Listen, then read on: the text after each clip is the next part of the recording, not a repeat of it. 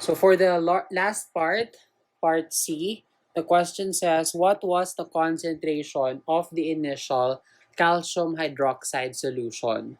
So concentration, this is talking about molarity. So the formula is, again, moles per liter. So from part B, we already solved the moles of calcium hydroxide. So if you haven't watched part B, please watch. So that's 0.0005075 moles. So that's your moles of calcium hydroxide divided by the volume of the calcium hydroxide solution, which is given in the problem.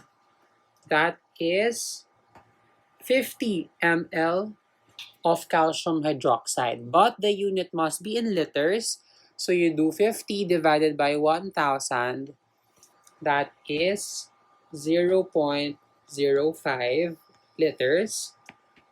So to solve the molarity, that is 0.005075 divided by 0.05, and you will get 0.1015, and the unit is moles per liter, or 0.1015 molar. So this is the answer to part C.